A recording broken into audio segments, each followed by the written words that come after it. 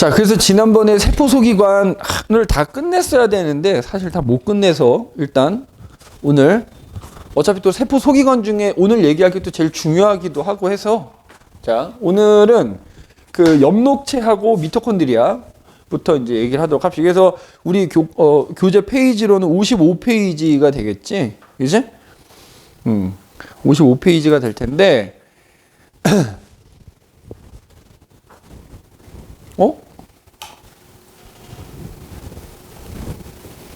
잠깐만.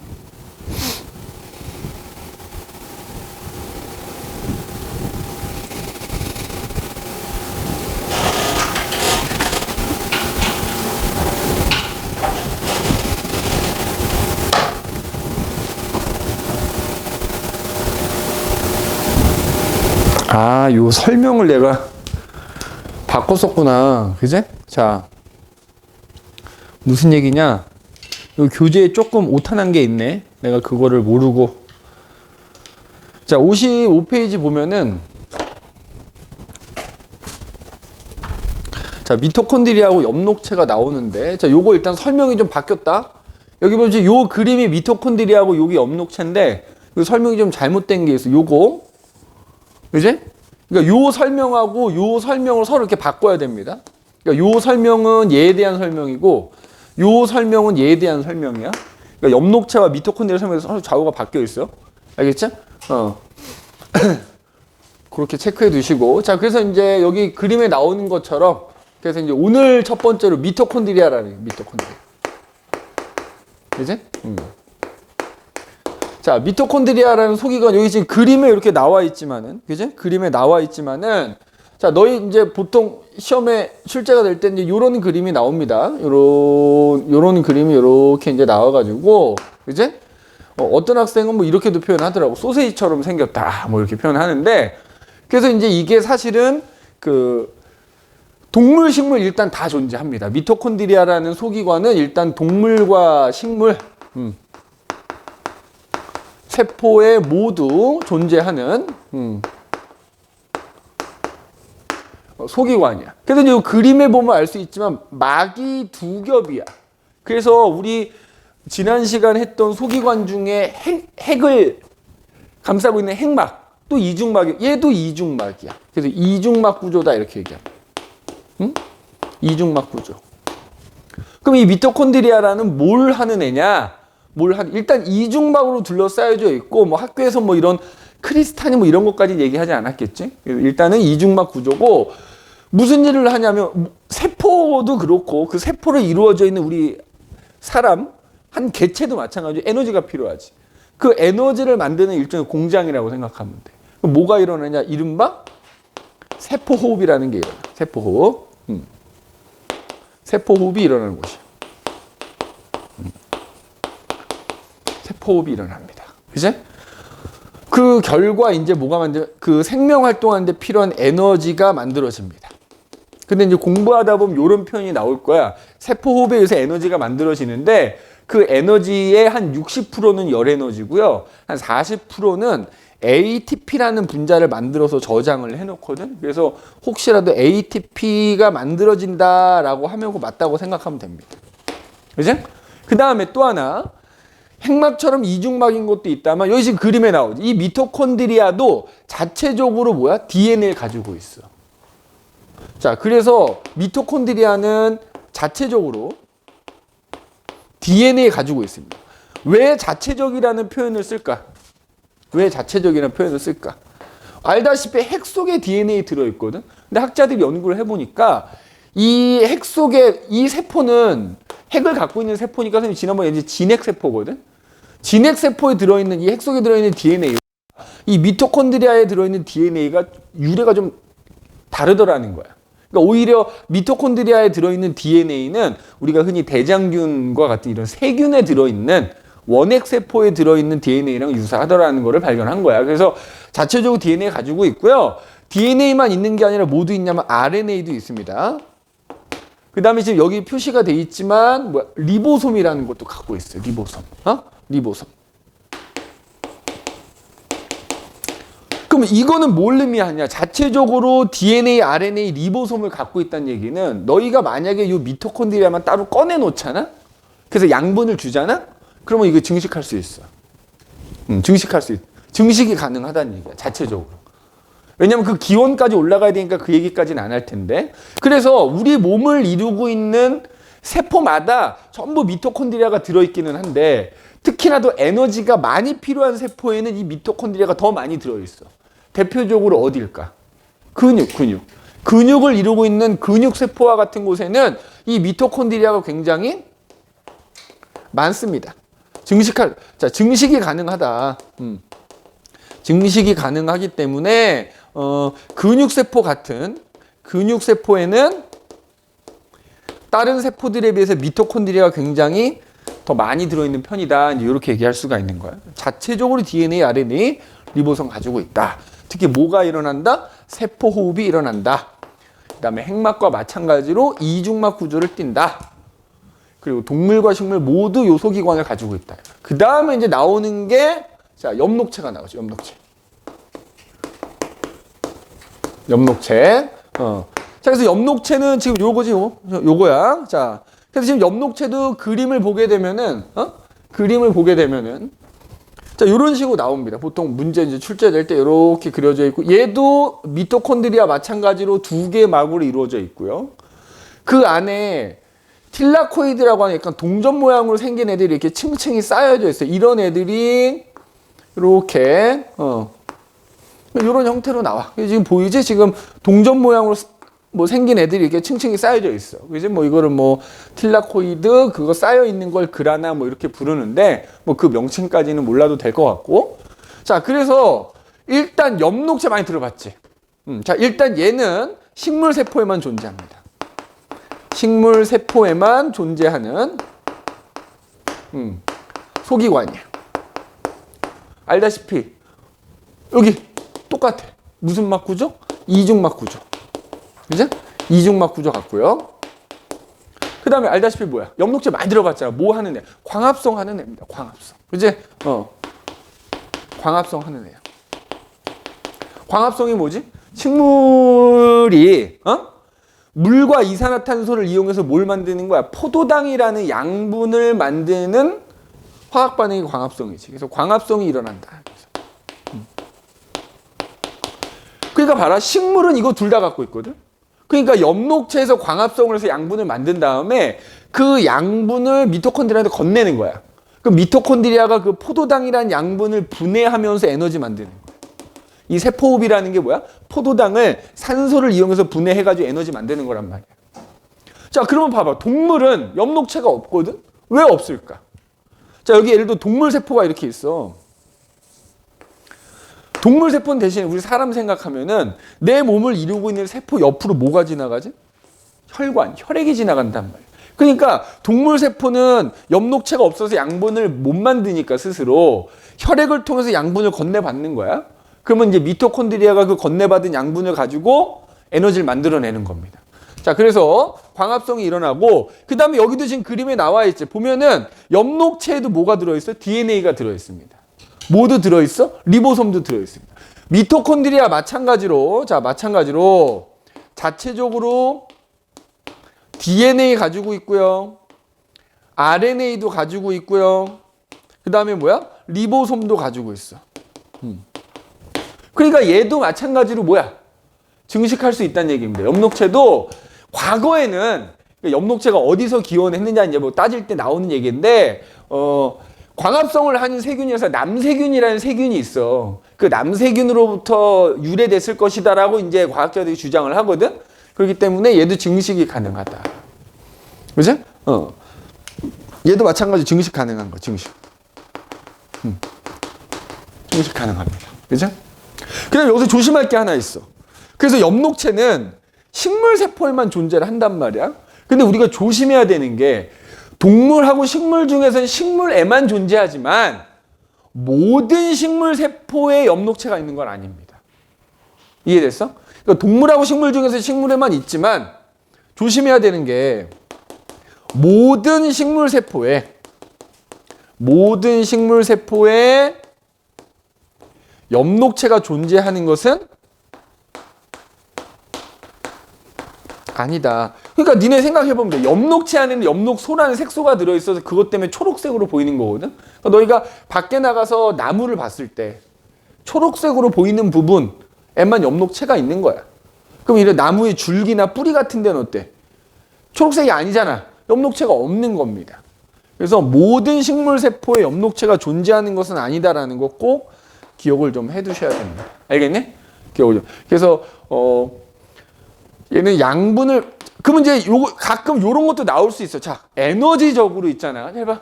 줄립지. 자, 광합성은 이산화탄소와 물을 이용해서 포도당이라는 양분을 만드는 거거든. 에너지 전환 관계를 물어볼 때가 있단 말이야. 광합성은 뭐야? 이름 그대로 빛이 필요하지. 식물이 빛 에너지 흡수해서 포도당 만드는 거거든. 그래서 얘는 빛 에너지가 포도당이라고 하는 게 만들어지면 화학 에너지로 바뀐다. 이제 이렇게 표현을 하고요. 그 다음에 세포호흡은 포도당을 분해해서 에너지 만드는 거거든. 그래서 니네 그냥 이름 모를 분자가 나오면 거기에는 화학 에너지가 들어있는 거야. 그래서 만약에 세포호흡이 일어날 때는 에너지 전환 관계가 어떻게 되냐라고 하면은 화학 에너지가 뭐야? 열 에너지하고 그 다음에 아까 ATP라는 분자가 또 만들어진다 그랬지? 그 ATP에 저장된 화학 에너지로 바뀌는 거야. 그래서 에너지 전환 관계도 좀 참고로 좀 해두시는 게 좋을 것 같다. 그죠? 그래서 미토콘드리아하고 엽록체라는 세포 소기관 얘기를 해봤고요. 그래서 여기 보면 그 설명이 서로 좀 바뀌어 있다라는 거, 요 그림하고 설명이 서로 이렇게 바뀌어 있다라는 거 기억 좀 해두시면 되겠고, 자, 그 다음에 이제 뭐가 있냐면 액포라는 게 있어요. 액포. 근데 액포보다는 이제 보통 중심액포라고 하는 게 더 많이 나오는데, 그죠? 약간은 달라. 액포랑 중심액포 약간 다르다고 생각하면 되는데, 지울게. 이거 지수 다 썼니? 필요한 거? 자, 그 다음에 세 번째 액포는 뭐냐? 자, 여기 보면 이제 중심액포라고 나와 있는데,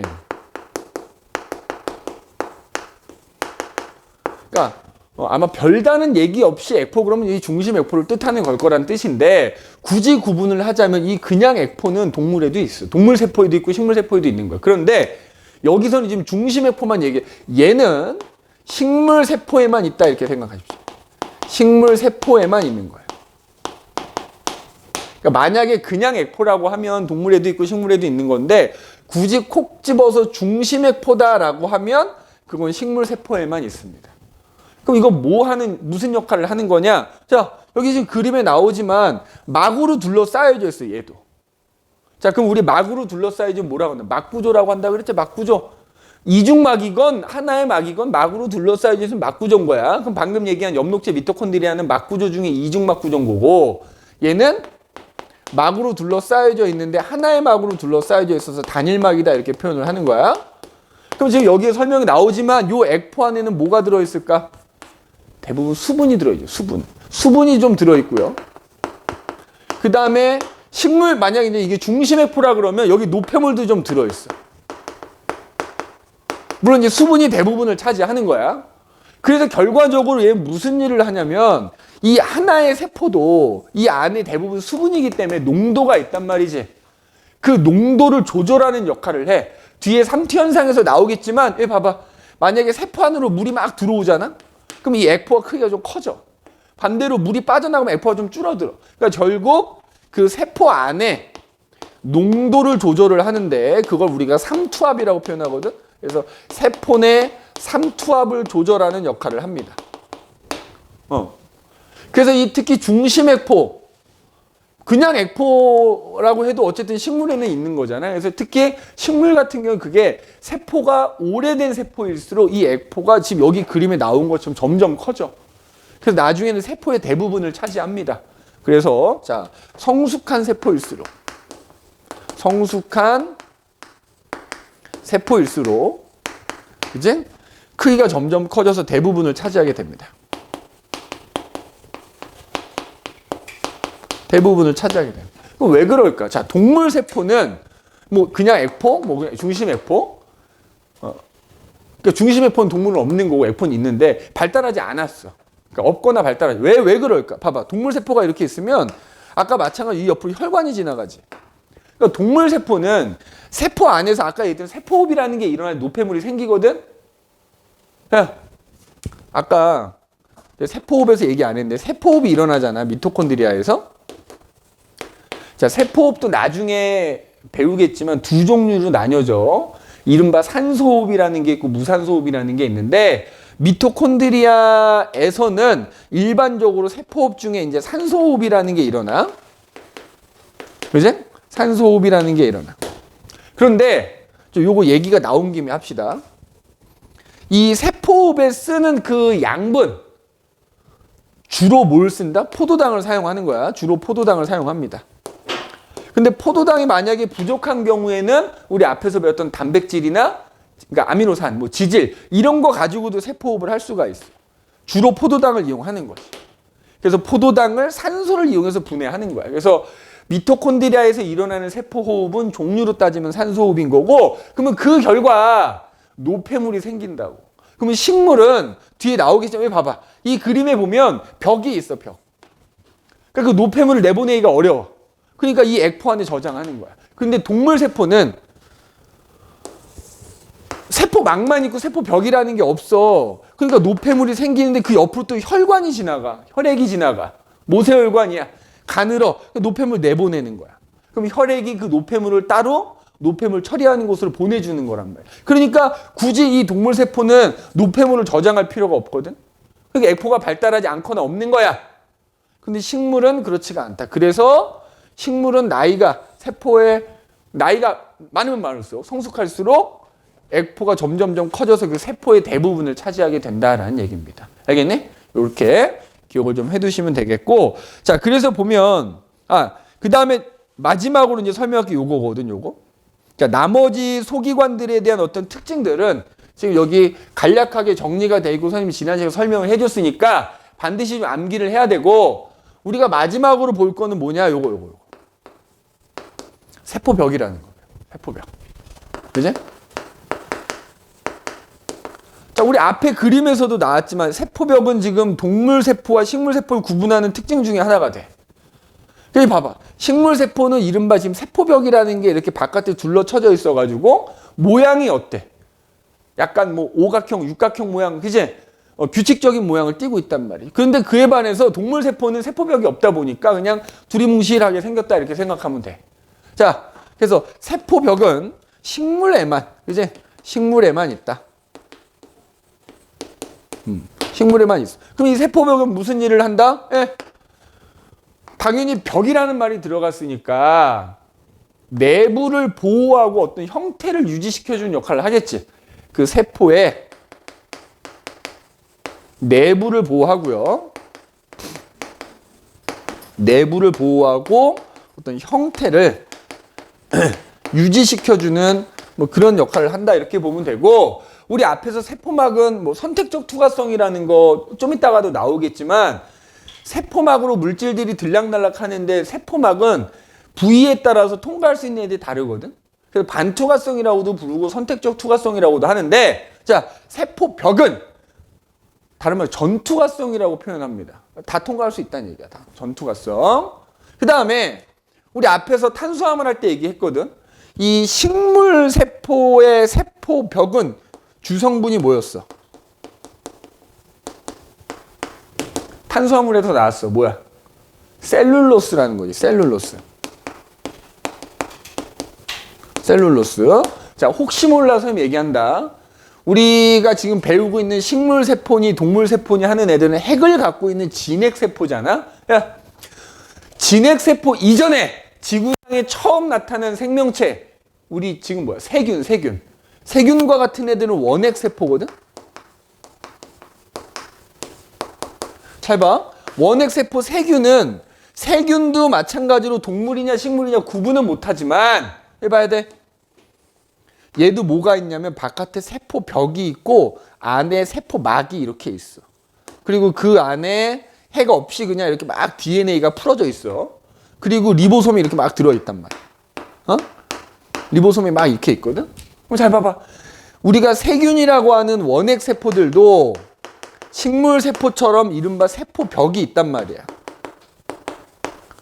요거 구분해야 돼. 그러니까 참고하라고 얘기해. 요 세포벽은 그럼 성분이 뭘까? 이거 셀룰로스가 아니란 얘기야. 식물 세포의 세포벽만 성분이 셀룰로스고요. 이런 세균과 같은 이거 세포가 아니라 세균. 세균과 같은 원핵 세포들도 세포벽이 있는데 요거의 주성분은 펩티도글리칸이라고. 펩티도글리칸. 자, 이게 당장에 시험에 안 나올 수 있어도 있잖아, 얘들아. 니네 2학년 때 생명과학 아마 어지간하면 배울 거거든? 생명과학에서 내신에 되게 잘 나오는 내용 중에 하나야. 그래서 요거 꼭 좀 기억해둬라. 그래서 식물 세포의 세포벽하고 이런 세균의 세포벽하고 성분이 좀 다르다라는 거. 요거만 좀 구분해 주시면 되고, 어쨌든 동물 식물 중에 세포벽은 식물에만 존재한다. 그래서 세포벽을 포함해서 지금 여기 보면 나머지 여러 가지 소기관들의 기능, 특징들이 지금 간략하게 나와 있으니까 요거 반드시 좀 암기를 좀 해 두셔야 되겠다. 자, 그러면 우리 지난 시간에 배운 내용 포함해가지고 말이야. 자, 세포 소기관들을 정리를 좀 할 건데 구분을 할 거야. 어떻게 구분할 거냐면, 잘 봐. 이런 여기 지금 여러 가지 세포 소기관들이 있잖아. 이 소기관들을 구분을 하는 거야. 뭘로 구분하냐면 일단 이 소기관들 중에 봐. 막으로 이거 꼭 필기 해놔야 돼. 막으로 둘러싸인 소기관들은 막구조가 있다 이렇게 표현하고요. 막으로 둘러싸여지지 않은 소기관들이 있거든. 나눌 수 있어야 됩니다. 자, 여기 써져 있는 거, 그 다음에 여기 뭐 써져 있지는 않지만 이제 몇몇 소기관들. 자, 봐봐. 막으로 둘러싸인 거 뭐 있었을까? 나윤아, 요거 적어야 돼. 핵. 그지? 그 다음에, 자, 우리 오늘 한 거 있죠. 미토콘드리아, 엽록체. 그지? 그 다음에 니네 지난 시간에 했던 거 잘 생각해봐. 핵을 둘러싸고 있는 핵막의 일부가 변해서 뭐가 만들어졌었어? 소포체라는 게 만들어졌었고, 소포체의 일부가 떨어져 나와서 골지체라는 게 만들어졌었고, 아마 학교에서 안 했으면 안 나오긴 할 텐데 골지체에서 뭐야? 리소좀이라는 게 만들어진다 그랬지? 맞지? 그 다음에 오늘 얘기했던 것 중에 뭐 있지? 노폐물이나 수분을 담고 있는 액포. 그지? 중심 액포. 맞아? 그 다음에 동물이건 식물이건 가장 바깥쪽에는 세포막으로 둘러싸여져 있는 거 아니야? 이것도 소기관이라고 한다면 지금 여기 적은 애들은 전부 막이란 이른바 생체막, 인지질로 이루어진 생체막으로 둘러싸여져 있다 이 말이지. 다만 그 중에서 여기 봐봐. 핵이나 미토콘드리아 엽록체는 그 막이 몇 겹이다? 이중이다. 이중막 구조다 이렇게 얘기를 하는 거고, 나머지 얘네들은 뭐야? 하나의 막으로 그냥 둘러싸여져 있다 해서 단일막이라고 표현하는 거야. 단일막. 자, 그 다음에 그럼 막으로 둘러싸였지 않은 소기관 뭐가 있을까? 일단 우리가 배운 것 중에서는 리보솜이라는 게 있어요. 리보솜. 그죠? 크게 두 개의 덩어리로 돼 있거든. 대단위체, 소단위체 두 개의 덩어리로 이루어져 있는데 리보솜이라는 애는 막으로 둘러싸여져 있지 않은 그냥 작은 알갱이다. 이런 표현을 했었어. 그 다음에 자, 우리가 안 배운 것 중에 이런 게 있어요. 뭐냐면은 얘 봐봐. 얘들아, 요 세포 보면 여기 핵 안에 뭐가 있냐면 인이라고 하는 게 있거든. 인. 요것도 막으로 둘러싸이지 않다. 핵 속에 들어있는 거야. 인이라는 게 있고, 그 다음 우리가 안 배운 것 중에 여기 보면 중심체라는 거 있거든. 중심체. 자, 중심체라고 하는 것도 뭐 소기관 중에 하나인데 굳이 지금 설명을 안 한 건데 얘도 막으로 둘러싸여져 있지는 않습니다. 그러니까 주로 시험에 나오는 건 이제 리보솜만 나오겠지. 근데 어쨌든 리보솜, 인, 중심체라고 하는 소기관은 막으로 둘러싸여져 있지 않다 이렇게 또 구분합니다. 그래서 여러 가지 세포 소기관들이 막으로 여기에 굳이 우리가 한 세포벽도 뭐 소기관으로 친다 그러면 이거는 막으로 둘러싸인 게 아니겠지, 그지? 그래서 이런 것들 리보솜, 인, 중심체, 세포벽. 자, 그 다음에 또 이렇게 분류하는 김에 얘기하자면 식물 세포에만 있는 소기관 이렇게 물어볼 수도 있지 또, 그지? 자, 식물 세포에만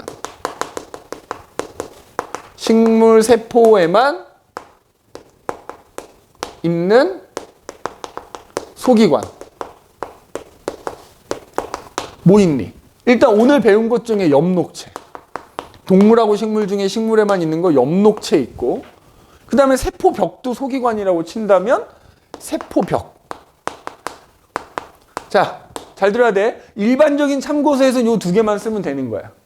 근데 여기 굳이 하나 더 쓴다면 뭐도 있다? 그냥 액포 말고 중심액포. 중심액포. 그러니까 만약에 학교에서 중심액포라는 말을 언급하셨으면 이것까지 써야 되는 거고, 이거 굳이 언급 안 하셨다 그러면 식물세포에만 있는 건 엽록체 세포벽이다 이렇게 써주면 돼요. 알겠죠? 나연아, 학교에서 중심액포라는 말 언급하셨니? 그러면 요 두 개만 쓰면 됩니다. 그죠? 프린티드 만약에 없다면 그냥 요 두 개만. 자, 그 다음에 또 하나 혹시 몰라서 얘기하자면 우리 이런 여러 가지 소기관들 중에서 핵산을 가지고 있는 소기관들이 있거든. 또 핵산을 가지고 있는.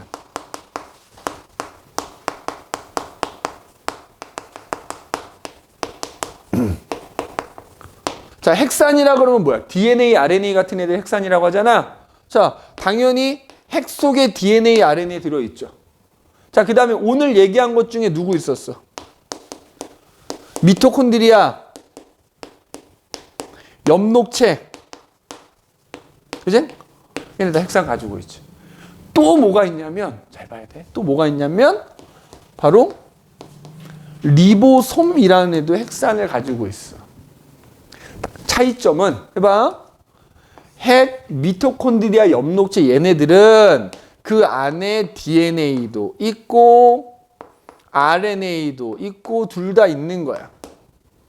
그 다음에 리보솜이라고 하는 것은 자, 핵 속에 들어있는 DNA가 단백질 설계도고 그 설계도를 토대로 단백질을 만드는 것이 리보솜인데 이 리보솜에도 RNA라는 핵산이 있습니다. 나중에 이제 얘기하겠지만 아마 니네 기말 범위가 되겠지. RNA도 세 종류가 있거든. 뭐 tRNA, 뭐 mRNA, tRNA, rRNA가 있는데 그 중에 rRNA라고 리보솜을 이루고 있는 RNA다 뭐 이렇게 표현하거든. 그래서 어쨌든 리보솜에도 RNA라고 하는 핵산이 존재합니다. 자, 그러니까 잘 들어봐. 핵 속에 DNA가 있냐 맞다고 해야 되겠지. 그죠? 근데 리보솜에 DNA가 있냐 틀린 말이 되는 거지. 근데 예를 들어서 핵 속에 핵산이 있냐 맞는 말이지. 리보솜에 핵산이 있냐 맞는 말이지. 핵산 중에 한 종류가 있는 거니까. 이제 콕 집어서 얘가 있냐 물어볼 때는 이제 없으면 없다고 해야 되지만 둘 중에 하나라도 있으면 핵산은 존재하는 겁니다. 핵산은. 알겠죠? 그래서 여러 가지 소기관들 중에서 또 핵산을 가지고 있는 소기관들은 이렇게 우리가 볼 수가 있다라는 거 이렇게 정리를 좀 해두시면 되겠습니다. 그래서 우리가 세포 소기관까지 한번 쭉 얘기를 한번 해봤고 각각의 세포 소기관도 여기다 선생님이 자세하게 그 특징들 적어놨으니까 꼭 읽으면서 좀 암기를 좀 해둘 수 있도록 하시고 우리 이제 잠깐 쉬었다가 요거 이제 세포막의 뭐 구조, 선택적 투과성, 그다음에 이제 잘 아는 뭐 확산, 삼투 현상 이런 거 얘기하도록 합시다. 잠깐 쉴게요. 자, 그 다음에 보면 이제 세포막의 구조와 선택적 투과성 그래서 나오는데. 이거는 선생님이 지난번에 세포막은 얘기하지 않았니? 지질 얘기하면서 인지질 얘기할 때 얘기했었지. 자, 기본적으로 모든 세포들은 이제 세포막으로 둘러싸여져 있을 거란 말이야. 그죠? 그러면 지난번에 얘기했듯이 자, 세포막 인지질 이중층으로 그지? 요렇게 이제 이루어져 있다. 그지? 인지질 이중층으로 요렇게 이루어져 있다. 그리고 그 인지질 이중층 사이에 뭐야? 단백질들이 이런 식으로 뭐야? 박혀 있거나 표면에 붙어 있거나 이렇게 되거든. 그죠?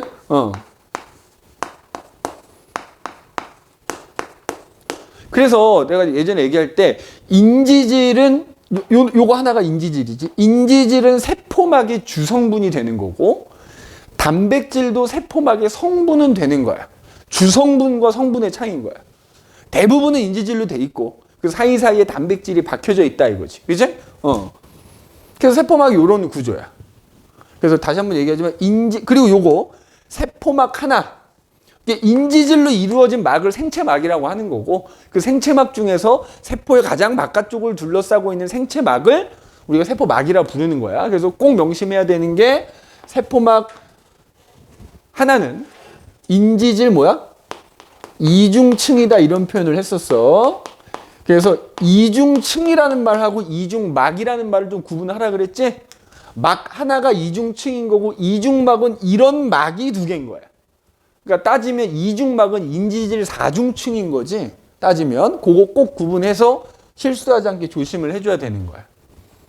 그래서 어쨌든 이렇게 그 다음에 또 그런 얘기했어요. 이런 인지질과 단백질로 세포막이 이루어져 있는데 얘네들이 고정되어 있는 게 아니다.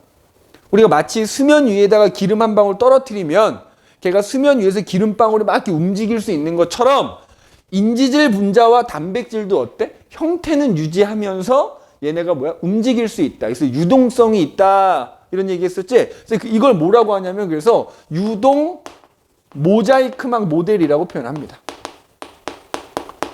유동 모자이크막 모델이라고 표현을 합니다. 유동성이 있다. 유동 모자이크막 이런 말 나오면은 똑같은 말이라고 생각하면 되는 거예요. 그래서 보면은 밑에 물론 이제 요거는 뭐 굳이 얘기하지 않아도 알겠지? 요거 인지질에서 요 머리 부분은 이제 침수성을 띠기 때문에 머리 부분들이 물 쪽을 향하는 거고, 그 다음에 요 꼬리 부분에 해당되는 부분은 이제 소수성, 물하고 친하지 않은 특징을 갖고 있다, 뭐 이런 것도 얘기했었고, 그래서 보면은 실제 세포막이 이런 식으로 돼 있어. 이런 식으로 보면 인지질 이중층으로 돼 있고 사이사이에 단백질들이 어떻게 돼? 뭐 관통하고 있는 애도 있고, 이렇게 표면에 붙어 있는 애도 있고, 그래서 그래서 이 단백질은 막단백질이라고 우리가 표현을 하고요. 그래서 이 막단백질을 통해서 물질이 들어오고 나가고 하는 어떤 통로 역할을 하는 막단백질도 있고, 그 다음에 이런 식으로 이제 표면에 붙어 있는 애들은 거기 어떤 다른 물질이 와서 결합을 해요. 그래서 그 안에서 이제 뭐 세포 안에서 여러 가지 작용들이 일어나게 해준 수용체 역할을 한다, 뭐 이렇게 표현하기도 합니다. 수용체. 특히 요거 이제 나는 요거 좀 꼭 기억해놔야 되는데 여기 있지. 보면 요게 단백질이거든. 그 단백질에 이렇게 탄수화물이 결합되어 있는 경우가 있어. 요걸 뭐라고 하냐면 당단백질이라고 표현합니다. 요거 잘 기억해놔. 단백질 이렇게 탄수화물이 결합되어 있는 경우. 그래서 그 전체를 뭐라고 부른다? 당단백질이라고 부르기도 한다. 요 말도 좀 기억을 좀 해도 돼. 하다 보면 당단백질이라는 말이 가끔 나올 때가 있거든. 그거 좀 꼭 기억을 좀 해둬야 돼. 그래서 세포막은 이제 이런 구조야. 그런데 이런 세포막은 말이야. 잘 봐. 선택적 투과성을 갖는다, 이렇게 얘기해.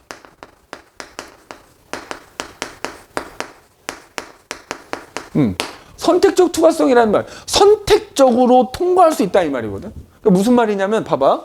이 세포막을 통해서 물질이 들어오기도 하고 나가기도 하는데 물질에 따라서 이런 거야. 어떤 물질은 인지질을 직접 통과해서 들어오거나 나갈 수 있어. 근데 어떤 물질은 여기를 통과할 수 없어. 그런 애들은 단백질을 통해서만 들어오거나 나가거나 할 수 있는 거야. 그러니까 세포막에서도 부위에 따라서 어때? 통과할 수 있는 물질이 다르지. 그게 선택적 투과성이야. 근데 여기 밑에 보면 선택적 투과성이라는 말의 정의가 나와 있지. 세포막은 물질 종류에 따라서 뭐다? 물질을 투과시키는 정도가 다르다, 이거. 그래서 크게 둘로 나누면, 자, 인지질 이중층으로 된 부분이 있고, 그 다음에 그 사이에 박혀져 있는 단백질 부분이 있는 거잖아. 그러니까 어떤 물질은 여기를 통과할 수 있는 거고, 어떤 물질은 여기 통과 못한 애들은 여기로만. 단백질 통로 단백질이라고 표현하는데. 그럼 어떤 애들이 그러냐? 야, 봐봐.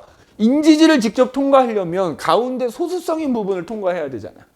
맞지? 일단 기본적으로 물하고 친한 애는 못 지나가. 그렇잖아. 우리 물과 기름이 안 섞이듯이. 그러니까 어떤 애들? 이른바 소수성을 띠는 애들 또는 지용성을 띠는 물질들. 이런 애들은 인지질을 지나갈 수 있는 거야. 그 다음에 대부분의 물질들이 분자로 이루어져 있을 거 아니니? 그치? 분자들 중에서 좀 크기가 작은.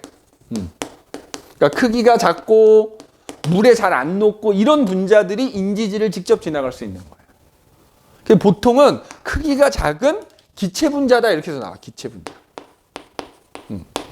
근데 예를 들자면 이런 게 있어요. 예를 들자면 대표적으로 나오는 게 뭐냐면 산소 기체하고 이산화탄소 기체. 왜냐하면 세포들도 산소 받아들여야 미토콘드리아에서 뭐 할 수 있어? 세포호흡 할 수 있거든.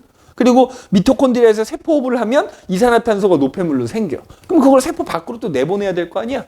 그래서 산소 기체나 이산화탄소 기체 같은 것들은 대표적으로 세포 안팎으로 왔다리 갔다리 할 때 인지질을 직접 통과해서 왔다리 갔다리 하는 거야. 그럼 이거에 대한 예시로 뭐가 나오냐면 우리 숨을 들이쉬면 공기가 어디로 폐로 들어가지? 폐는 수많은 뭘로 이루어져 있어? 폐포라는 걸로 이루어져 있어. 근데 그 폐포들은 바깥에 모세혈관으로 다 둘러싸여져 있는 거야. 그러면 잘 봐. 폐포하고 모세혈관 사이는 정확하게 요거 세포막 하나 정도밖에 안 돼. 그러면 자 내가 숨을 들이쉬면은 산소가 폐포로 들어오거든. 그럼 그 산소가 이 모세혈관에 있는 혈액으로 건너가야 되는 거야. 세포막을 지나가야 되는 거야. 그때 바로 요 세포막에 인지질을 직접 통과해서 지나가는 거야. 반대로 이산화탄소 내가 날숨을 통해서 내보내잖아. 그러면 혈액 속에 이산화탄소가 많아. 왜? 온몸에서 만들어진 이산화탄소를 혈액 속에 갖고 운반해 오는 거야. 폐포로. 그러면 그거를 이 폐포로 내보내야 내가 날숨일 때 이산화탄소가 나가게 되거든. 그럼 그때 그 혈액 속에 있는 이산화탄소가 폐포로 갈 때 세포막 지나가야 되거든. 그때 요 인지질을 통해서 지나간다는 얘기야. 그래서 대표적으로 이런 작은 기체 분자들 같은 경우. 그리고 얘네들이 또 분자들이 무극성이라 그래요. 또 물에 잘 안 녹는 분자들이기도 하거든. 그래서 이런 애들은 인지질 이중층을 직접 지나갈 수 있다. 그지? 그러면 그렇지 않은 애들은 왔다리 갔다리 할 때 무조건 이 통로를 통해서만 왔다리 갔다리 하게 된다는 거야. 자, 단백질 통로를 통해서 그럼 어떤 애들? 자, 일단 물에 잘 녹는 수용성. 그지? 그 다음에 크기가 좀 큰 분자들. 그 다음에 분자가 아니더라도 예를 들자면 우리 흔히 이온이라고 하는 애들 있지. 이온. 전하를 띠고 있는, 전하를 띤 이온들. 자, 어차피 이 전하를 띤 이온은 물에 녹아 있거든. 그런 애들은 세포막을 왔다리 갔다리 할 때 통로를 통해서만 왔다리 갔다리 하는 거예요. 통로를 통해서만. 그지? 그럼 여기서 어떤 애들이 그러냐? 자, 예를 들어서 세포호흡하려면 산소도 필요하지만 뭐도 필요해? 포도당이란 영양소 필요하지. 근데 포도당 분자 크기가 굉장히 크거든. 게다가 물에 잘 녹아. 그러니까 걔가 세포 안으로 들어오거나 나가려면 통로를 통해서만 들어오거나 나간다는 거야. 뭐 포도당 분자 같은 것들. 그지? 그 다음에 방금 얘기했듯이 이온 같은 것 중에 이제 나트륨하고 칼륨 이온이라는 것들, 뭐 이런 것들은 대표적으로 단백질 통로를 통해서만 들어오거나 나갈 수 있어. 그래서 예시로 나오는 게 아까 했지만 요거는 폐포에서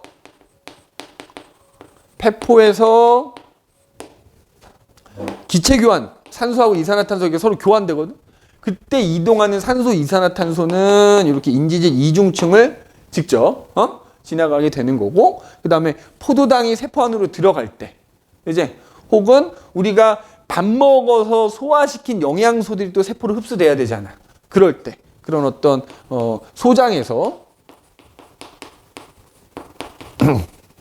흡수되는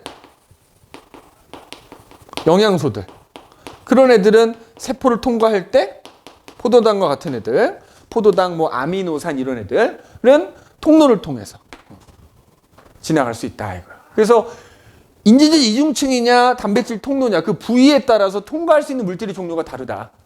근데 그걸 뭐라고 한다? 선택적 투과성 또는 반투과성이다 이렇게 표현합니다. 그러면 자 이거는 이제 여기를 지나가든 그러면 어떤 원리에 의해서 나가거나 들어오게 되느냐, 그 이동하는 원리에 대해서 얘기를 해보자. 크게 세 가지가 나와. 이동하는 원리 크게 세 가지. 네 가지다. 따지면 네 가지인데, 자, 요거지, 요거, 그지?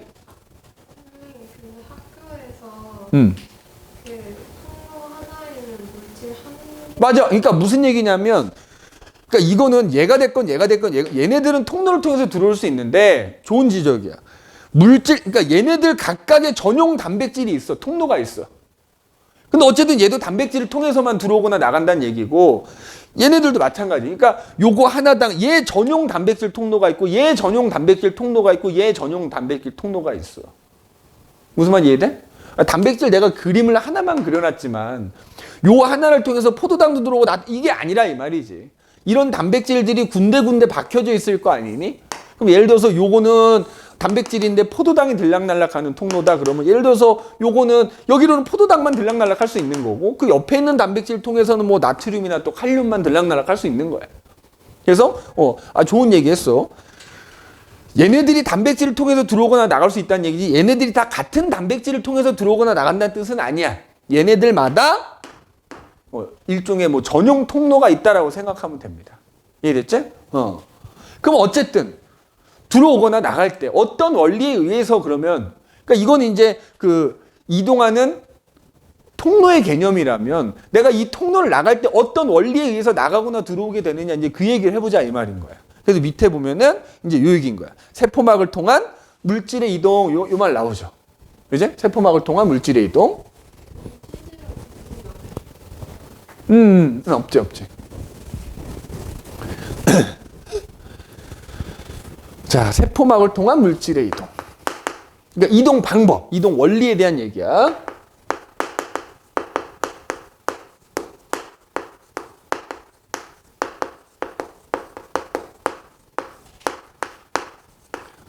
자, 이동 방법이 여러 가지가 나오는데 일단 크게 두 개로 구분. 잘 봐봐. 수동수송이라는 거 하고요. 뭐 크게 능동수송이라는 걸 두 개로 나눌 수 있어. 수동수송 들어봤니? 안 들어봤지? 자, 너희는 아마 수동수송이라는 표현보다는 확산이라는 표현을 더 들어봤을 텐데, 그러니까 너희가 배운 대로 확산은 일종의 수동수송이다 이렇게 생각하면 돼. 알겠어? 확산. 확산이라는 게 수동수송이고요. 그거의 반대 개념이 능동수송이다 이렇게 생각하면 되는 거야. 자, 그러면 확산은 우리가 중학교 때도 배웠어. 근데 확산이라는 게 뭐지? 어떤 물질이 확산, 물질이 농도가 높은 곳에서 낮은 곳으로 퍼져 나가는 현상을 확산이라 그래. 자, 농도가 높다라는 것은 그 물질이 뭐야? 많다라는 거고 낮다라는 건 적다라는 뜻이 되겠지? 그러니까 어떤 물질이 많은 쪽에서 적은 쪽으로 가는 거야. 맞아? 그런데 능동수송이라는 건 뭐냐면 수동수송하고 약간 반대 개념이거든. 그래서 확산하고 능동수송을 이해하기 딱 좋은 그림이 하나가 있어. 요거 빗면 그림 이해하면 되게 쉬워. 자, 니네 여기 빗면에서 높은 곳이 있고 낮은 곳이 있지. 여기서 이 높은 곳이 어떤 물질이 많은 곳이고 농도가 높은 곳이라 생각하면 되고 아래쪽이 농도가 낮거나 물질이 적은 쪽이라 생각하면 되거든. 그럼 자, 너희가 빗면 위에서 공을 하나 굴리는 거야. 놓으면 어떻게 돼? 뭐 여기서 우리가 물리적인 거 따질 건 아니지. 뭐 중력에 의해서 아래로 굴러가겠지. 근데 저절로 잘 굴러가지. 자, 이게 지금 얘기한 수동수송 또는 확산이라고 한다면 능동수송은 반대인 거야. 어떤 물질을 말이야. 농도가 낮은 쪽에서 높은 쪽으로 보내는 거야. 적은 데서 많은 데로 보내는 거야. 그러니까 위에서 아래로 공이 굴러가는 게 확산이라고 한다면 능동수송은 아래쪽에 있는 공을 내가 위쪽으로 밀어 올리는 거라 생각하면 되는 거야. 자, 가장 결정적인 차이는 뭘까? 얘는 하나도 힘이 안 들어. 지가 알아서 굴러가지. 근데 우리가 빗면 아래쪽에 있는 공을 밀어 올리려면 어때? 겁나 힘들지. 자, 물질이 이동할 때 확산에 의해서 이동할 수도 있고 능동수송에 의해서 이동할 수도 있는데 가장 결정적인 차이는 이 수동수송이라는 거에서 물질이 이동할 때는 에너지 소모가 없다 이렇게 표현해. 에너지 소모가 없어. 에너지가 필요 없다는 얘기야. 그런데 능동수송에 의해서 물질이 이동할 때는 에너지가 필요하다. 그래서 다른 말로 뭐라고 표현하냐면은 ATP라는 걸 사용한다 이렇게 표현해. ATP가 소모된다 이렇게 표현 나오기도 합니다. 일단 그래서 확산하고 능동수송 서로 반대 개념이다 이렇게 보면 되는 거예요. 자, 그런데 확산은 또 여러 가지로 나뉘어져. 확산이 될 때 아까 물질이 어떤 물질이 확산이 되는데 그 물질이 만약에 크기도 작고 물에도 안 녹는 애야. 그러면 걔는 인지질을 통해서 확산이 되는 거야. 근데 예를 들어서 내가 물에도 잘 녹고 크기도 크고 심지어 내가 전하도 띄고 있어. 그럼 나는 무조건 단백질만 통과할 수 있는 거 아니야? 그러면 단백질을 통해서 확산이 되는 경우 두 가지가 있다는 얘기야. 그래서 확산도 크게 단순 확산이라는 게 있고요. 촉진 확산이라는 게 있어. 자, 간단합니다. 단순 확산은 뭐다? 어떤 물질이 인지질 이중층을 통해서 확산되는 거야.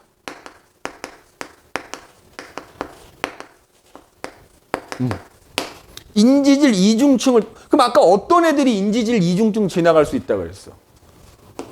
크기가 작고 작은 기체 분자들, 그리고 물에 잘 안 녹는 물질들은 확산이 될 때 인지질 이중층을 통해서 확산이 될 텐데, 그런 애들이 확산되는 걸 단순 확산이라 부른다는 거야. 그러면 그에 반해서 확산은 확산인데 단백질 통로를 통해서 확산이 되는 거야. 단백질 통로를 통해서 확산되는 거. 그죠? 그럼 어떤 애들이 단백질 지나갈 수 있다 그랬어? 크기가 크고 물에 잘 녹고 전하를 띈 애들이 만약에 확산이 된다면 걔네들은 단백질을 통해서 확산이 될 거고, 그런 확산을 촉진 확산이라 부른다는 거야. 그럼 방금 전에 앞에서 예시 들어줬지. 어떤 애들?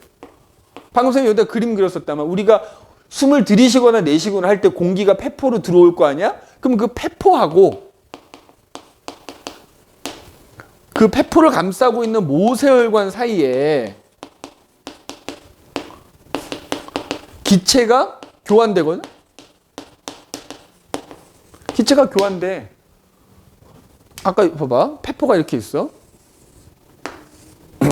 그리고 그걸 감싸고 있는 모세혈관이 이렇게 있는 거야. 자, 내가 숨을 들이쉬어. 그럼 공기가 일로 들어오겠지. 자, 알다시피 공기 중에는 뭐가 들어있지? 산소 기체가 들어있어. 몇 퍼센트 들어있어?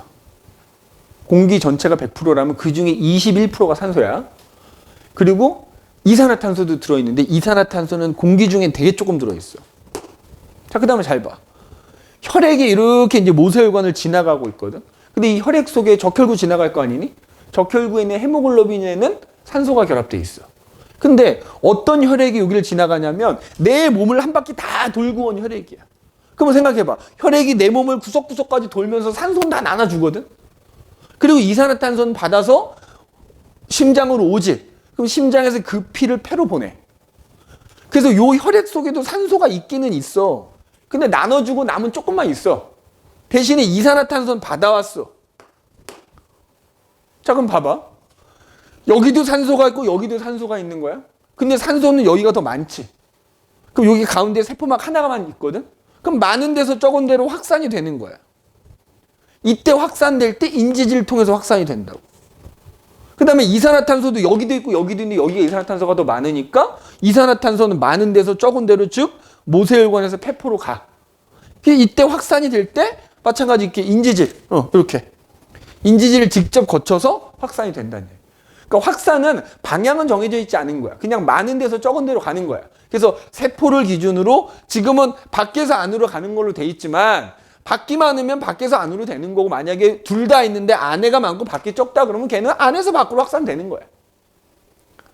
그래서 특히 단순 확산의 대표적인 예가 이렇게 폐포하고 모세혈관 사이에 산소하고 이산화탄소가 교환될 때 단순 확산에 의해서 교환된다, 이렇게 얘기합니다. 자, 촉진 확산 아까 얘기했지. 대표적으로 포도당 같은 거 있는 거잖아. 맞지? 그럼 우리가 먹은 음식이 소화가 돼. 소화가 되면 포도당, 아미노산, 뭐 지방산 같은 이제 걸로 분해가 되잖아. 그걸 흡수해야지. 어디서 흡수해? 융털에서 흡수합니다. 그럼 융털이라는 건 하나, 그냥 세포 하나 정도 두께밖에 안 되거든. 그럼 잘 봐.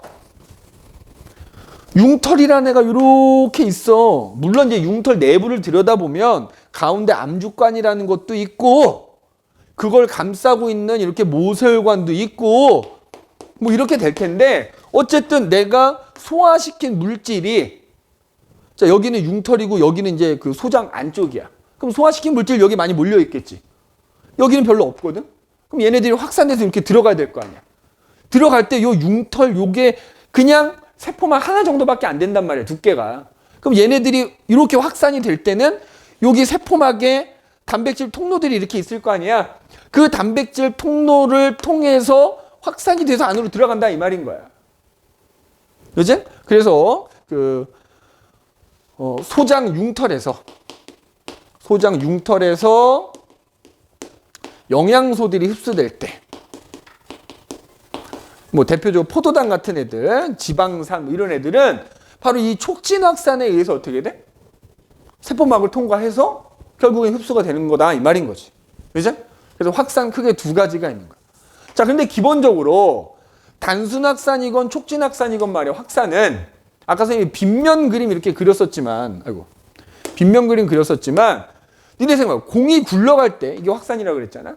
예를 들자면 공이 굴러가는 속도가 있지. 어떨수록 공이 더 빨리 굴러가지? 이 빗면은 결국 경사가 급할수록 빨리 굴러가잖아. 그럼 이걸 우리가 확산에 비유한다 그러면 뭐 밖에서 안으로 확산이 되건 안에서 밖으로 확산이 되건 양쪽이 어때? 농도 차이가 크면 클수록 확산이 더 잘 돼. 이걸 농도 기울기라고 표현해. 근데 일반적으로는 농도 기울기가 어때? 클수록 확산이 잘 됩니다. 그럼 확산 속도가 빠르다 이렇게 얘기해. 그래서 밑에 보면 이런 그래프 하나 선생님 넣어놨지. 봐봐.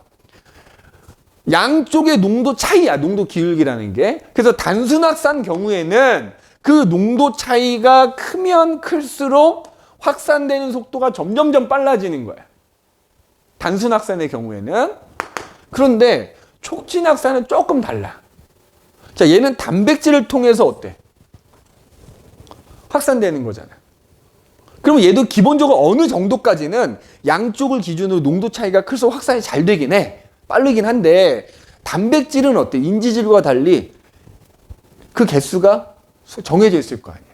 그러니까 쉽게 말하면 꽉 차면 단백질이 예를 들어 10개가 있는데 이 문에 비유하자. 예를 들어서 이 문이 단백질 통로라고 쳐봐. 그럼 이 문으로 한 번에 나갈 수 있는 학생들이 정해져 있는 거야. 예를 들어 5명 나갈 수 있다고 쳐봐. 자, 여기 1명 있어. 저기 없어. 나가지? 2명, 3명. 그러니까 5명까지는 이 문을 한 번에 지나가는 학생 수가 점점 많아지잖아. 근데 예를 들어서 여기 한 번에 5명밖에 못 지나가는데 10명이 한꺼번에 나가려고 해도 결국엔 5명밖에 못 나가. 한 번에 나가는 거는. 그러니까 촉진 확산의 경우에는 어느 정도까지는 확산 속도가 점점점 빨라지지만 어느 순간부터는 어떻게 된다는 거야? 농도 차이가 커지더라도 그 속도가 일정해지더라는 거야. 왜? 단백질이 뭐가 제한이 있기 때문에. 그 단백질에 제한이 있기 때문에 그걸 넘어서는 순간부터 속도가 일정해진다. 그래도 어쨌든 어느 정도까지는 농도 차이가 크면 클수록 속도가 빨라지긴 한다. 그런데 단순 확산은 농도 차가 크면 클수록 점점 빨라진다. 그런데 얘네들을 이렇게 따로따로 그려놨잖아. 합쳐서 어떻게 될까? 단순 확산은 농도 기울기가 커져서 빨라진다고 했잖아. 이 그래프 합쳐서 그리면 이런 식이야. 기본적으로 누가 더 속도가 빠르긴 하다? 같은 농도 차이일 때는 촉진 확산이 더 빠르긴 하다. 그래서 이걸 합쳐서 그리면 얘가 이렇게 된다 그러면 얘는 이렇게 그려질 수 있어. 요 정도까지 뭐 나오지는 않겠다만 참고해 두십시오. 그래서 확산은 크게 단순 확산, 촉진 확산 이렇게 두 개가 있다. 그러니까 단순 확산이건 촉진 확산이건 확산은 무조건 많은 데서 적은 데로 가는 거고 단지 어디를 통해서 가느냐의 차이다. 알겠지? 어디를 통해서 가느냐의 차이다라는 것만 기억해 두면 돼. 그리고 능동수소는 확산의 반대 개념이다라고만 생각하면 돼. 그러면 하나가 더 있어. 자, 이제 마지막으로 삼투라는 게 나오죠. 자, 이거 필요한 거 다 적었지? 지워볼게. 자, 삼투 현상이라는 게 나오는데 야, 여기 봐봐 얘들아. 삼투 현상도 수동수송이야. 그 얘기는 무슨 얘기야? 이름은 삼투 현상이라 붙여놨지만 걔도 일종의 뭐다? 확산이라는 거예요. 자, 삼투 현상.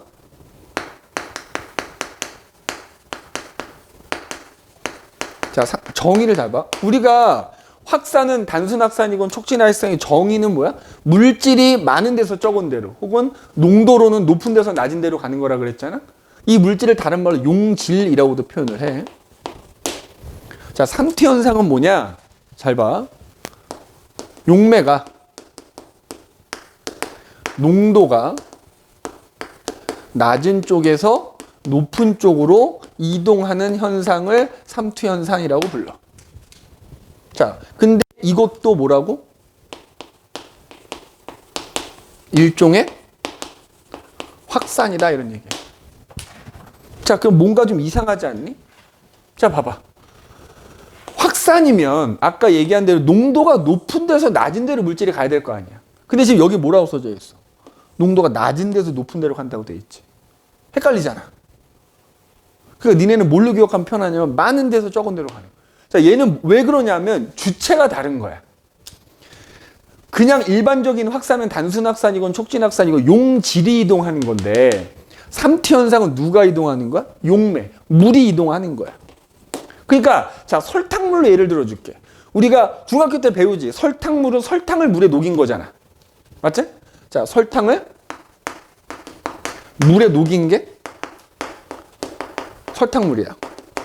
그러니까 따지면 일반적인 단순 확산, 촉진 확산은 설탕물에서 설탕이 이동하는 거 가지고 이제 단순 확산, 촉진 확산이 따지는 거고, 삼티 현상은 설탕물에서 물이 이동하는 걸 보는 거지.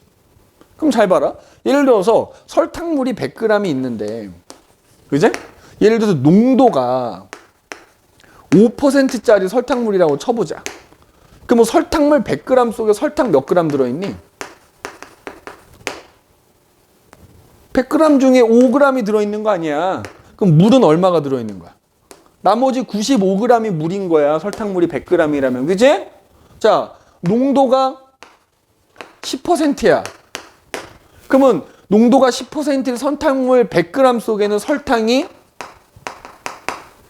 10g이 들어있는 겁니다. 그러면 그때 물은 몇 g이 들어있는 거야? 그럼 잘 봐. 만약에 확산이 일어난다 그러면 어때?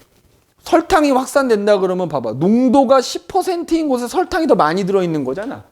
그러니까 아까 얘기했듯이 농도가 높은 데서 낮은 데로 설탕이 이동하면 그게 확산이라고. 그래서 많은 데서 적은 데로 가는 거잖아. 그런데 물이 이동할 때는 어때? 오히려 물은 농도가 낮은 쪽에 물이 더 많거든. 그러니까 물은 농도로는 낮은 곳에서 높은 곳으로 이동하는 거지만 삼티 현상이라는 게 양으로는 결국 많은 데서 적은 데로 이동하는 거야. 그러니까 결국 삼티 현상이라고 이름 붙인 것도 결국에는 물이라는 물질이 많은 데서 적은 데로 이동하는 거기 때문에 얘도 일종의 뭐다? 확산이다 이렇게 얘기한단 말이야. 그래서 여기 이제 그림에 나오지만 자, 삼티 현상. 그래서 세포막을 경계로 농도가 낮은 용액에서 농도가 높자 물이라고 하는 용매가 이동하는 겁니다. 그러니까 얘와 얘의 차이는 용질이 이동하느냐 용매가 이동하느냐의 차이만 있는 거지 양으로 따지면 많은 데서 적은 데로 이동하는 거야. 그럼 좀 이따 나오겠지만 단순 확산, 촉진 확산 언제까지 이동하겠어? 그 양이 같아질 때까지 이동하는 거야. 그럼 삼티 현상이라는 것도 어때? 물이 이동하는데 물이 언제까지 이동해? 같아질 때까지 이동하는 거야. 뭐가? 농도가 같아질 때까지. 농도가 같아질 때까지. 알겠니? 자, 그래서 여기 지금 삼티 현상을 이해하기 위한 대표적인 요거 U자관 요거 하나 나오는데 이거 한번 봐볼게. U자관. 세 번째 삼티 현상.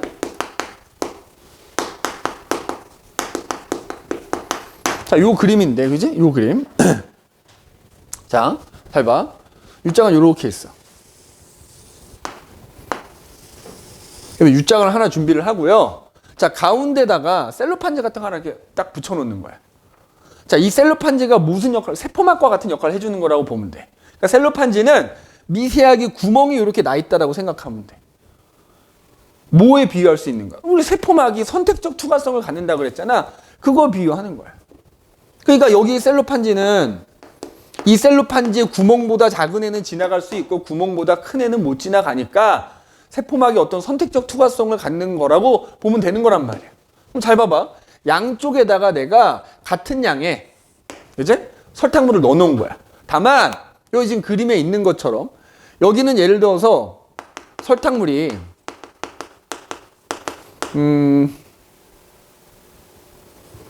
5%짜리라고 해봅시다. 농도가 5%짜리라고 해볼게.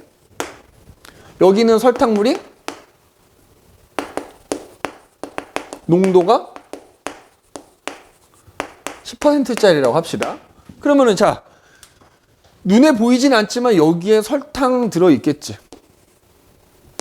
맞아? 여기에도 설탕이 들어있을 거야. 그럼 방금 얘기했지만 같은 양의 설탕물이라면 설탕물의 농도가 높은 쪽에 설탕이 더 많이 들어있겠지. 설탕 분자야. 이제? 설탕 분자야. 근데 이 설탕 분자 여기 그림에 그려놨지만 설탕 분자가 이 셀로판지에 나 있는 구멍보다 크기가 큰 거야. 그러니까 야, 만약에 지나갈 수 있다 그러면 설탕 분자는 여기가 많고 여기가 적으니까 설탕 분자가 일로 가려고 할 거란 말이야. 확산에 의해서. 그지? 근데 구멍보다 크기가 크기 때문에 물리적으로 못 가는 거야. 그럼 결과적으로 양쪽에 설탕 사이 이동은 없게 만들어 놓은 거지. 그런데 잘 봐. 같은 양이기 때문에 설탕이 적게 들어있으면 그만큼 뭐는 많이 들어있어? 물은 많이 들어있다고요. 물은 많이 들어있어. 물은 많이 들어있어. 그 다음에 여기는 상대적으로 물은 조금 적게 들어있겠지? 맞지? 그럼 어떻게 되느냐? 일단 물 분자는 요 셀로판지 구멍보다 크기가 작은 거야. 그러니까 사실은 어떻게 되냐면 구멍보다 물 분자가 작기 때문에 잘 봐. 여기 있는 물 분자도 일로 갈 수 있어? 없어? 있어. 여기 있는 물 분자도 일로 갈 수가 있어. 다만 양쪽으로 왔다리 갔다리 하는데 이쪽이 물의 양이 더 많으니까 여기서 여길로 이동하는 물의 양이 더 많은 것 뿐이야. 그러니까 우리가 볼 때는 자, 일로 5가 갔는데 일로 10이 갔으니까 그냥 우리가 외관상 볼 때는 여기 있는 물이 5만큼이 일로 간 것처럼 보이는 거지. 또 결과적으로 여기가 수면이 어떻게 돼? 올라가. 이렇게 올라가. 이쪽은 수면이 어떻게 되겠어? 내려가겠지. 그럼 봐봐. 얘는 점점점 올라가고 얘는 점점 내려가면 설탕은 그대로 있는 상황에서 물만 여긴 줄어드니까 여기 설탕의 농도가 점점 높아지지. 여기는 낮아지지. 그럼 농도 차이가 점점 어떻게 돼? 줄어들어. 줄어드니까 아까 이제 농도 차이가 클수록 확산되는 게 많다 그랬잖아. 그러면 농도 차이가 줄어들면 이쪽으로 아까 더 많이 갔잖아. 이쪽으로 가는 물의 양이 점점 줄어드는 거야. 그래서 결과적으로 줄어들고 많아져서 농도가 같아지면 일로 이동하는 물이 없지는 않아. 얘랑 쌤쌤이 되는 거야. 그럼 우리가 외관상으로 봤을 때는 어떻게 되는 거야? 수면이 더 이상 변하지 않아서 물의 이동이 없는 것처럼 보이는 거야. 이해됐니? 자, 그래서 이거 아주 잘 나오는 건데, 그래서 이 U자관에서 물은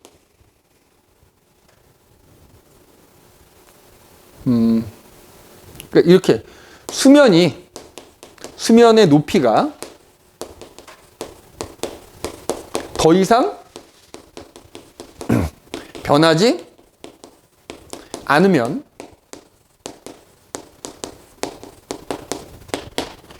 외관상 물의 이동은 없는 거야. 외관상으로는 없는 거야. 그럼 뭐가 같아졌다는 얘기야? 농도가 같아졌다는 얘기인 겁니다. 그러나 실제로 물의 이동은 어때?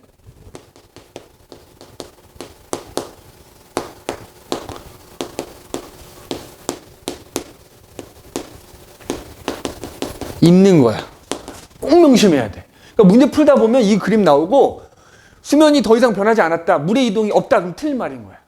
외관상이라는 말 꼭 들어봐야 돼. 실제로는 물의 이동이 없는 게 아니라 있는데 양쪽으로 이동하는 물의 양이 뭐였을 뿐이야? 같아졌을 뿐인 겁니다. 그지? 양쪽으로 이동하는 물의 양이 같아진 것 뿐이야. 그래서 외관상 없는 것처럼 보이는 거지 실제로는 이동을 합니다. 없다라고 하면 안 돼. 알겠죠?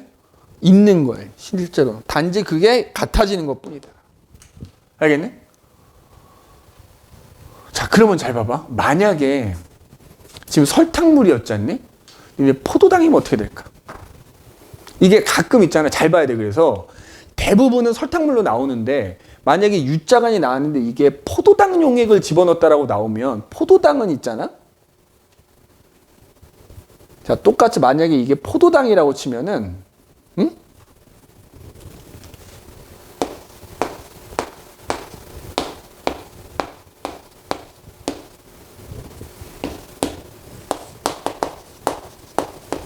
포도당은 크기가 이거보다 작아. 이동할 수 있어. 그럼 포도당은 어디서 어딜로? 자, 만약에 이게 포도당 용액이야. 5%짜리야. 여기가 만약에 포도당 용액 10%짜리야. 그럼 어떻게 될까?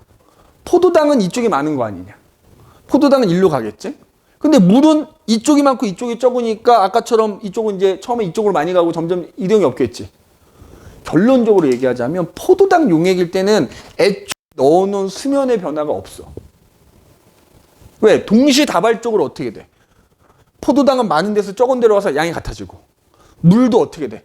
많은 데서 적은 데로 같아지니까 결과 농도가 같아졌을 때 수면 변화가 없어요. 설탕일 때는 쫙 이렇게 변하거든. 근데 포도당 용액은 농도가 다른 놈을 넣어놔도 그냥 수면 변화가 없어. 왜? 포도당도 동시에 이동해 버리거든. 물이랑 같이. 삼투랑 확산이랑 둘 다 되는데요? 그러니까 삼투라는 게 결국 확산이라니까. 그렇지. 그러니까 아까 얘기했던 확산하고 물이 이동한 삼투가 동시에 일어난 거지. 그래서 수면 변화가 없는 거야. 없는 거. 그죠? 근데 대부분의 경우에는 그냥 이렇게 설탕물로 나오니까 또 혹시 모르니까 문제에서 이게 설탕물을 주어진 건지 포도당을 준 건지를 좀 잘 보란 얘기입니다. 알겠네? 그래서 일단 삼투 현상의 원리는 이렇게 된다라는 거야. 그러면 이제 문제는 이거 왜 배우느냐? 우리가 세포 안으로 혹은 세포 밖으로 들락날락하는 물의 이동도 바로 이런 삼투 현상에 의해서 일어난다 이 말이야. 이제 그래서 우리가 대표적으로 동물 세포하고 식물 세포를 통해서 이제 물의 이동이 삼투 현상 어떻게 일어나는 걸 관찰하는 실험이 하나가 있어. 그게 이제 요 뒷장에 나오거든. 요거야, 요거. 이제 자. 대표적으로 이제 동물 세포는 적혈구가 보통 나오고요.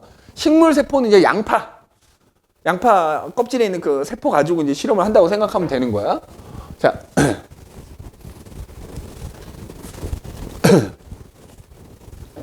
잘 봐. 동물 세포는 이제 적혈구. 이렇게 이제 적혈구. 자, 동물 세포는 특징이 뭐야? 세포 막밖에 없지. 맞아? 자, 그런데 내가 이제 세 종류의 용액을 준비합니다. 세 종류의 용액을. 저장액이라는 것과 등장액이라는 것과 고장액이라는 걸 준비해. 자, 이게 뭐냐? 저자가 뭐겠어? 내가 어떤 용액을 만들었는데 이 적혈구 자체에 농도가 있을 거 아니야. 적혈구라는 세포의 농도보다 농도가 낮은 용액을 만든 거야. 저장액이.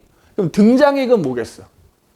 이 적혈구라는 세포의 농도와 이 안에도 수분이 있으니까 같은 농도의 용액을 등장액이라고 하고요. 이 적혈구 세포의 농도보다 더 높은 농도의 용액을 고장액이라고 부르는 거야. 그지? 이렇게 식염수 알지? 식염수. 혹시 식염수 먹어본 적 있니? 뭐 이렇게 마시지는 않지만 살짝 맛을 보잖아? 약간 짭짤한 맛이다. 근데 그 식염수의 농도가 우리 몸의 농도랑 똑같습니다. 대략 한 0. 그러니까 소금물의 농도로 따지면 0.9% 정도 되는 농도거든? 그래서 보통은 등장액이다 그러면 식염수 나오면 등장액인 거야. 우리가 일상생활에서 뭐 렌즈 세척하거나 사용하는 식염수가 등장액인 거라고 생각하면 돼. 그래서 그러면 저장액은 보통 이제 예시로는 증류수. 정말 순수한 물. 니네 과학 시간에 나오는 물은 다 증류수야. 수돗물 아니야.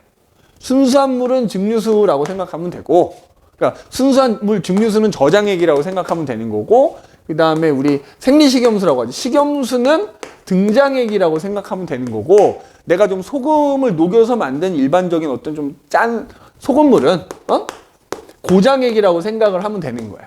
그래서 내가 각각 이렇게 3개를 준비합니다. 이렇게 3개를 준비해. 응? 그래서 저장액, 등장액, 고장액을 준비한 다음에 얘네들 각각에다가 전부 적혈구를 집어넣어 보는 거야. 이렇게. 그랬을 때 적혈구에서 어떤 변화가 일어나는지를 보는 거야. 보는 거야. 자, 그럼 봐봐. 저장액은 농도를 비교하는 거야. 적혈구하고 이 용액의 농도를 비교하면 적혈구의 농도가 더 높은 거잖아. 맞지? 바깥에는 용액의 농도가 더 낮은 거잖아. 맞네? 그러면 삼투 현상에 의해서 어떻게 된다고? 물이 이동한다고. 어떻게?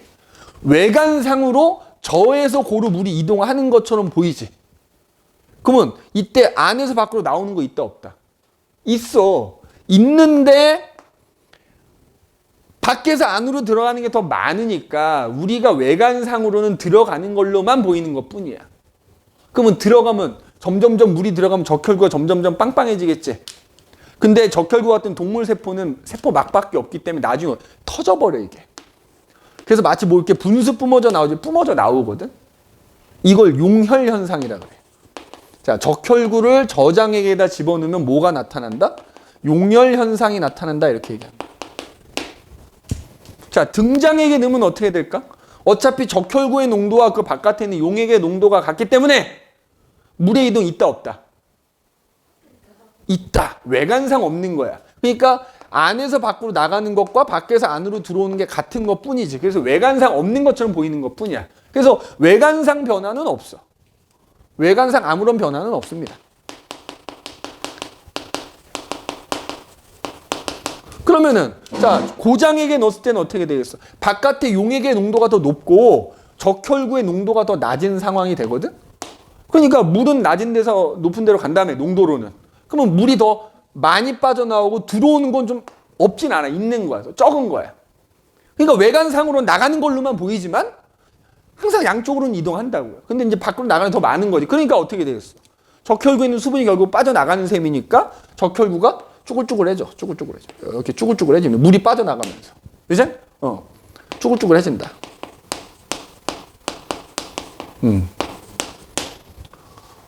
자, 식물세포는 어떻게?